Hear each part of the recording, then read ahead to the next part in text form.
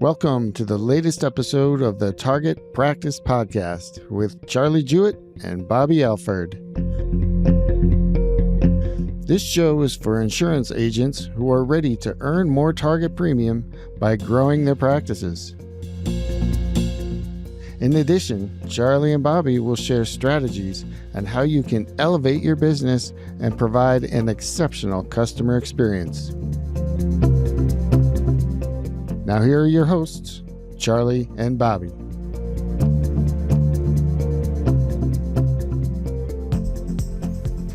All right, everybody, welcome back to the Target Practice Podcast with Bobby Alford and Charlie Jewett here. This is the podcast for insurance agents that want to grow their practices by earning more target premium. Hey, what a cute name, Target Practice. Yay, we have a cute name. Anyway, better than a cute name, we have incredible information, and today we're going to talk about generating leads through marketing funnels. In past episodes, we covered, putting butts in seats, putting names on your calendar. I was going to say putting butts in your calendar, but that just sounds weird, right? Like, how do you have a very short runway? Like, there's not a lot of relationship. You just go sit down and listen to me talk while you eat. That's a short. There's not much courtship there, right? You're meeting at the event. Same thing with appointments. If you're not booking appointments, you're actually buying leads, meaning names, or people are requesting something and you're chasing them. That's also quite short. They're still quite cold. The relationship isn't developed in any way. What we're going to talk about now is a bit more of how the psychology of the person buying something in our country, the United States of America, how the person buying, the purchaser, the one who's shopping, what they want. They really don't want a salesperson, Bobby. I don't. I mean, when I go to a website and there's no videos and they're like, call me, I'm like, no, I'm not going to call you. Let me sell myself way before that, right? So marketing or funnels, which we'll talk about, these marketing funnels are very important today because it is the path. It's the path that your prospective client is looking for before you even put something out there. We want to give people, marketing and sales in general is find something people want and give it to them, find a problem and solve it. Right. The problem here would be, how do I learn about retirement planning and investments in a way that's comfortable and not scary for me at my own pace? Well, seminar might not be the answer to that. An appointment may not be the answer to that, but a funnel, an educational marketing funnel certainly is, and we've used these with great success, and we're ramping up how we're using them. So, longest introduction in the history of podcasts. Sorry about that, and I didn't even talk about you, which is incredible. Sometimes the introduction is like all these nice things, and you go, how am I going to live up to that? I never even said anything about you. Just here's Bobby. And therefore, I'll take it from there because that means I can't let anybody down. So, funnels, online marketing, that's where I like to play. So, we've been talking about Charlie's experience and all the things and all the things that we have tried collectively. Now I'm going to jump in and talk about online marketing funnels and kind of how that applies to what we do today. So let me take a step back and say, what is a funnel, right? So a funnel is a fancy way, and by the way, if you're watching a video, I'm making a V shape, right? We are making a funnel that could start way back when. We just didn't call it a funnel, with cold calls, with getting your book of business or your warm market lead. If you're sitting down in Glengarry Glen Ross and you're getting those leads and you want to always be closing, that's still a funnel, right? You're still calling people. People are picking up the phone. There you go. I have one in my kitchen, but I make one right here. Like, party hat. Is it a party hat? Is it a funnel? Is it a kazoo? We don't know. Right now, we don't, and that's where we have to try it out. So you start with a lot of information, and you kind of dwindle down to less and less volume. So a lot of people in the top, very little deals out the bottom. So that's a funnel in the grandest scale, right? It's the biggest idea. Whether you're calling out of the yellow pages, by the way, yellow pages were online phone books, or they were in print before. So you get the yellow pages, you flip through the white pages, whatever it is, and you remember call. The payphones? That can be payphones. The payphones that had yes. the book on a chain, and when somebody finds what they want, they just rip it out anyway. They're like, I'm taking this with me. It's stupid. And so that funnel we now take online, right? So You can have a funnel which leads to butts in seats. It leads to a seminar. You can have a funnel which leads to a book sale. So a funnel is simply a way of systematizing the sales process. So I'm going to start it there. So what can a funnel look like? So for instance, we could have a funnel to sell a recent book that we wrote. And that book then goes out to say, if you sign up your email here, we'll give you a copy of the book, or you pay shipping and handling, we'll do this. Now we have their email. Now we have a way to contact them. Now they have seen value from us. They've paid for a book. And now we have the means by which to drip on them content, or drip marketing, which we'll cover in a different conversation. But that we've now been given permission to market to them. That we have given them value in exchange for access to them, and now we can continue to market. So we'll talk about drip campaigns later, but a funnel can be a book giveaway, it can be a webinar sign up, it can be what we're doing, which is we're going through paid advertisements on one of our pipelines to a funnel, to a webinar. That webinar is an education and value give, which then takes them to what we are going through, and we're weeding people out. We are allowing them to educate themselves on our content so that they don't come to our first appointment and we have to say the same thing 12, 15 times a day. Now, some of you are like, man, I wish I had 12 or 15 appointments a day. And we were all there. But you will get tired of saying the same introductory sales pitch over and over and over as an education. Yeah. And this is what burned Charlie out, was saying the same thing over and over and over to wonderful people that just raised their hand and wanted information. In the beginning, a sales funnel can simply be raise your hand and I will call you, and I just want to have people to talk to, right? But then as you evolve your career, and as you evolve your pitch, or you niche down into very specific markets, you want that funnel to kind of get skinnier and skinnier. If I put in 10,000 people, maybe I only want 100 to come out, maybe 50 to come out. But I know the ones that come out the bottom of that funnel are the best clients for me. Mm-hmm. And that comes down to figuring out your marketing, and we'll go through a lot of these, but we have to try a bunch of different avenues to find out what works for us as agents, because I want to work with home equity planning clients only. They have the most money, they have cash, they know what they want to do, they want to put things together. But I also know that's going to take 6 months to close that client.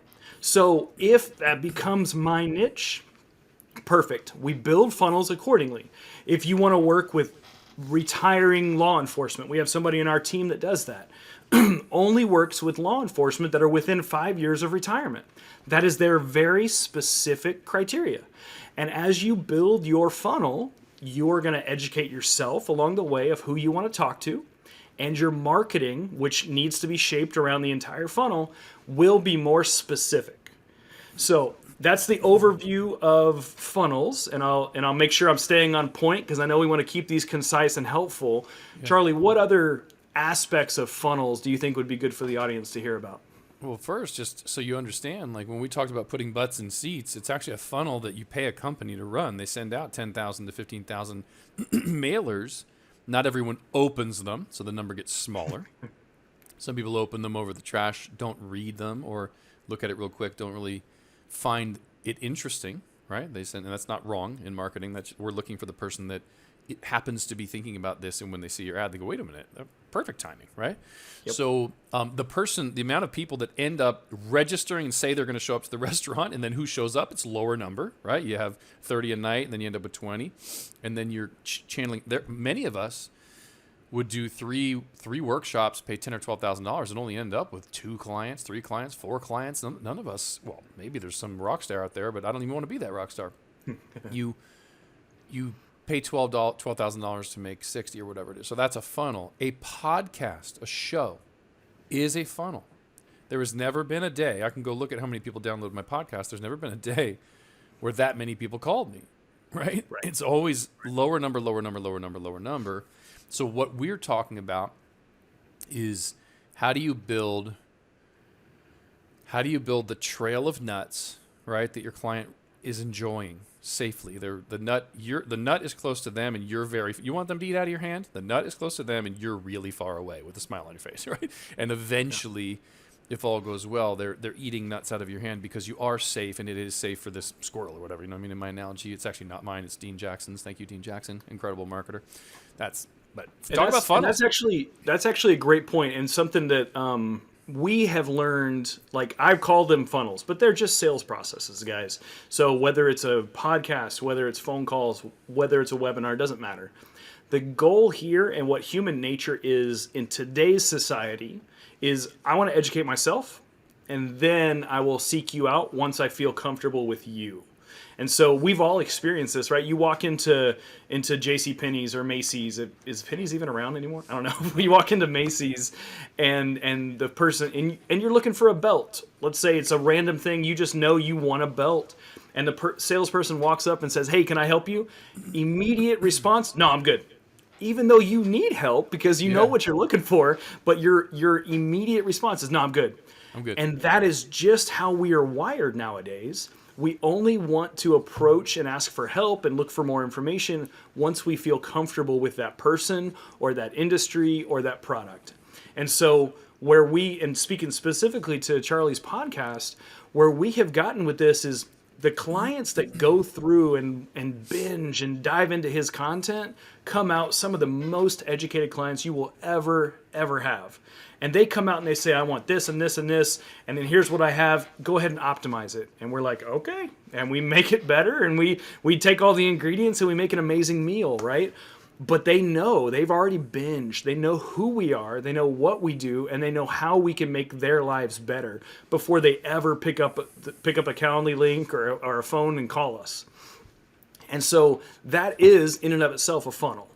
Now you can extrapolate that out to any niche, right? We talked about book funnels. You can do tripwire funnels, which are just fancy ways of saying value give in exchange for an email address, right? Because now you say, if you want to go forward, I'm going to give you value. I have a calculator I built out, or I have 10, lead magnets, or another conversation, right? But these are 10 things that retirees need to know. And they're like, "Oh, I want to know what that is. Bobby and Charlie have this thing. I want to put my email in and download it." Now they have given us permission to market to them. And so a funnel can be as simply as setting up a contact or going through an entire education. Like, we have created a funnel for ourselves that starts with a paid ad on one side, a webinar, and then a series of homework, where if they don't do the homework, we don't talk to them.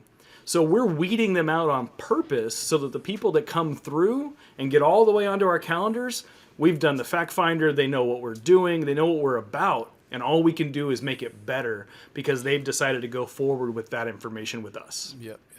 And this is a good time to talk about, where do you find the people? Where do you find the people to put in the top of the funnel? Like, if you think about one of the oldest funnels that most people will remember is these CDs that AOL used to send out. If you're old enough, every month or whatever they did, you'd get this disc, right? Well, that's a drip campaign. They're dripping. It was just with physical mail, not email or TikTok videos or whatever, posts, social media posts. There's a lot of different. And kids, a CD was what music used to be on. Yeah, there's I don't know what to say. It looks like I was going to say fruit roll up, but those aren't round, so whatever. It's this physical, flat, shiny thing, right? Like a big earring or lip, whatever. So, what am I even talking about? I don't even know. Oh, where do you find the people to start your funnel? Yep. Let's say, listen, we talked about on the previous show, people skip the grand opening in this business for I don't know why. I don't know what reason it is. If you open a pizza store, pizza shop, if you open up a vegan grocery store, you open up I have 3 miniature schnauzers that don't shed. I have to get them.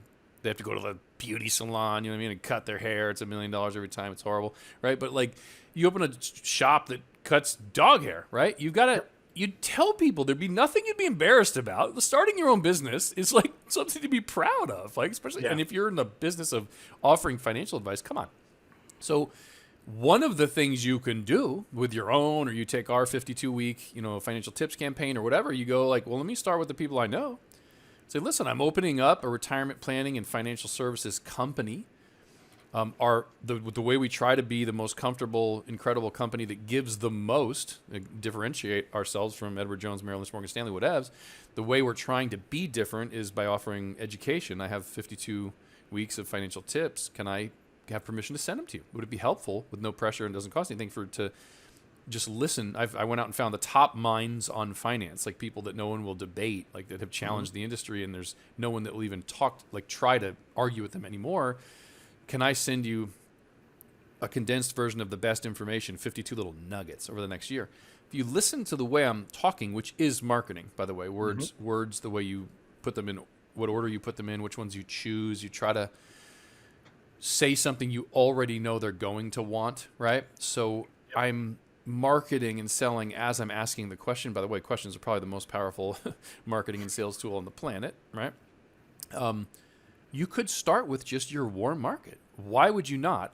The biggest mistake, and this is not, I don't beat myself up over it, but the biggest mistake many of us make, if I look back at 18 years of creating interest, tens of thousands of email addresses and names, and I didn't end up before you having a way that I was communicating with them, leveraged without with software, until they say, I hate you, unsubscribe, I'm not buying, or you just keep sending that AOL CD until someone signs up, right? Those are the two paths. Like you give value until they say, I don't want the value anymore, or they buy, okay? Yep. So the way that what you need, it doesn't have to be our solutions. It can be your own solutions. You can create your own. I built an entire company by thinking I was good at talking and had something to say and giving it a whirl. You know what I mean? I just started a podcast and whatever. And I was a whack job. If you listen to my first podcast, some of the sound quality is terrible. I'm a nut job. I'm aggressive. You know what I mean? It was I was newly divorced with a bottle of wine and a bunch of anger. It was just it was crazy, right? But a lot to say. Yeah, exactly. I said a lot, right? I think I did 80 episodes, one a day for 80 days in a row, I think, or something like that, 86, whatever it was. But you couldn't do that. And it may work for you. Or you can use other people's content. You could go try every day to find something useful from someone else and just post it and say, I found this very helpful. If you need any help in this area, my team's an expert. Or you can use our prepackaged stuff and go, hey, I'm going to do the 52-week campaign, or we're going to do this, or we're going to partner and send people to the tax-free retirement webinars, or whatever it is.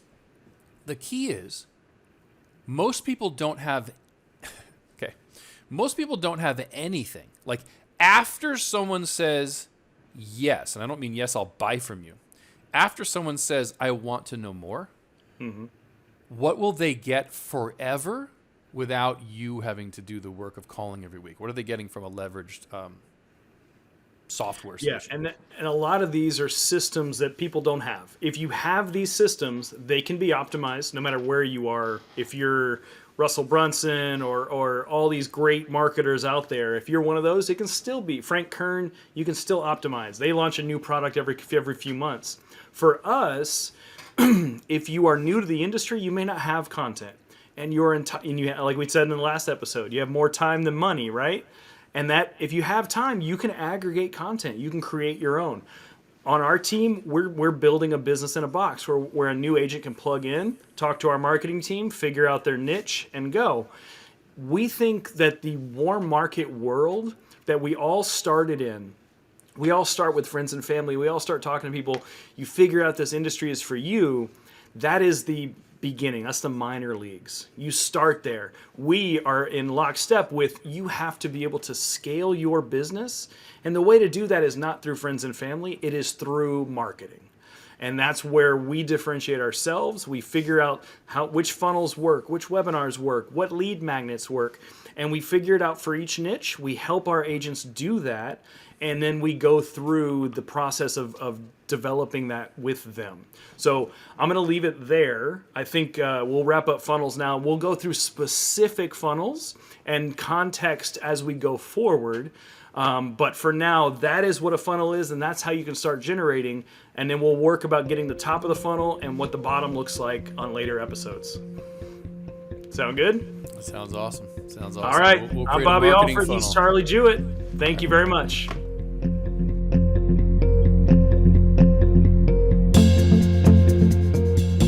Thanks so much for listening to the Target Practice Podcast. We hope you enjoyed the episode. If you have time, please subscribe to the podcast and consider rating and reviewing the show. We'd sure appreciate it. And for show notes, resources, and to connect, shoot on over to targetpracticepodcast.com. Thanks again for listening, and we'll catch you next time on the Target Practice Podcast.